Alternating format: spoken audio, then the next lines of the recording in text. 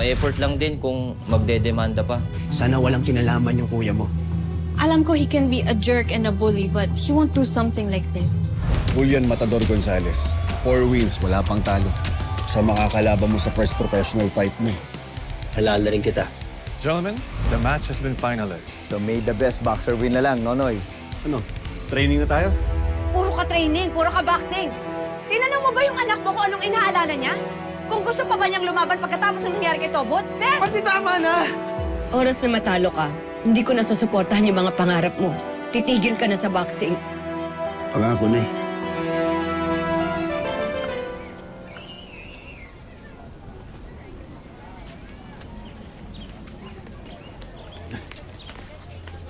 Nadja, tulungan na kita.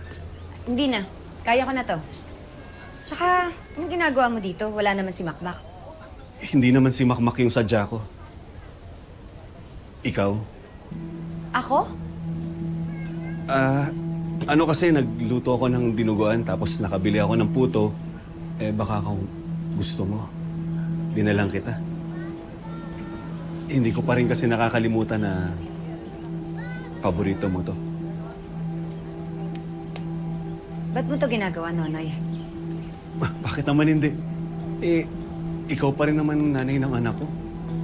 Tsaka, gusto ko pa rin mapalapit sa'yo, Nadja. Kahit bilang kaibigan. Kaibigan? Marami na akong kaibigan. Hindi ko na kailangan. Nadja, sige na. Alang-alang sa anak natin. Sige, kasundo naman tayo. Para ano pa? Okay na tayong ganito. At isa pa, huwag mo ako dinadaan-daan sa mga suhol mo. Malis ka na.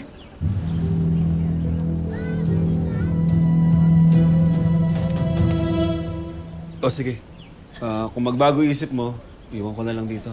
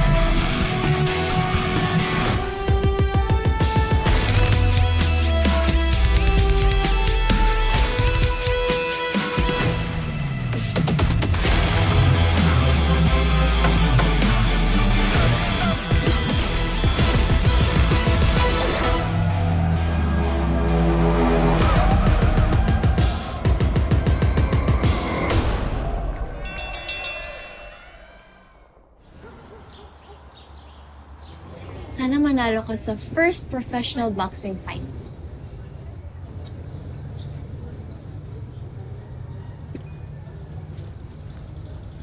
Parang malungkot ka.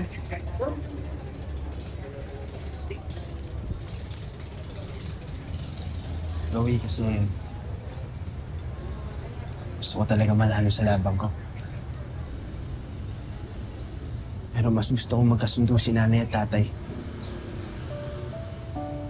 Aanuhin ko naman yung pagbaboxing ko. Yung panalo ko. Kung lagi naman sila nag-aaway.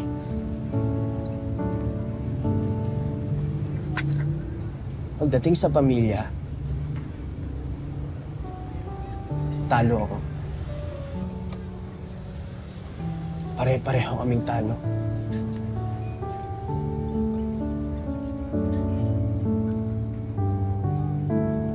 So, ibig bang sabihin na patawad mo na yung tatay mo?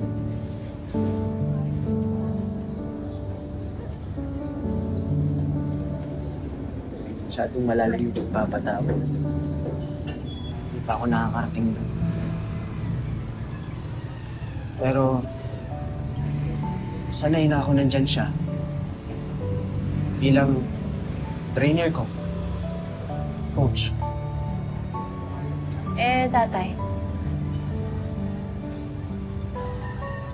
Wala pa ako dun. Pero, Gusto mo bang magkaayos ulit sila para mabuo ulit kayo? Hindi ko naman inaambisyon yun. Alam ko naman malabo mangyari yun. Lalo na si nanay. Alam ko naman, galit na galit pa rin siya. Tsaka parang imposible pa magbago yung nararamdaman niya.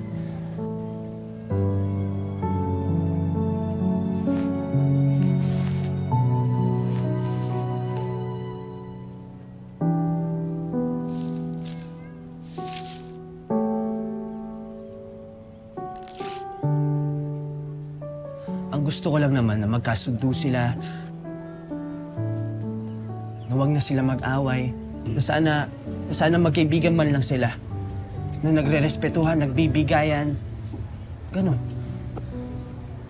You know, I understand yung feelings ng nanay mo. Nagsaselo siya sa oras na meron kayo ng tatay mo. Pero nagkataon lang naman yun, di ba? Kahit pa. For so long, kayo ng nanay mong magkasama. With your lola, of course. And the whole time, siya lang yung parent mo. Wala siyang kahati sa'yo. Then, ang tagal niyang nawala. Tapos, kung nakabalik na siya, gusto niyang makabawi sa'yo, but you have all your time focused sa fight mo. Tapos, ang lagi mo pang kasama yung tatay mo para sa laban. Kasi pati pangarap ko, pagbaboxing ko, nagdidiskitahan niya. Precisely. Kasi yun yung kaagaw niya sa'yo eh. Ang boxing at ang tatay mo. Kapag natalo ako sa laban namin ni Matador, ipapatigil niya ako sa pagbaboxing ko. Siyempre ayoko mangyari yun. Kahit manalo matalo, itutuloy ko yung boxing. Baka kailangan mo lang i-explain sa nanay mo yung passion mo. Para hindi yun maging stranger sa kanya. Pwede mo kaya pagdugtungin yung mundo ng nanay mo, tsaka yung mundo ninyo ng tatay mo, which is boxing.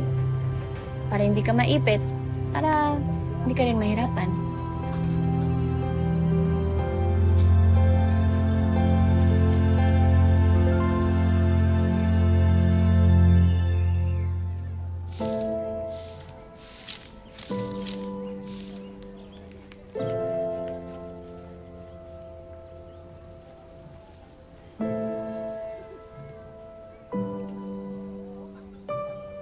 In fairness, ang sarap.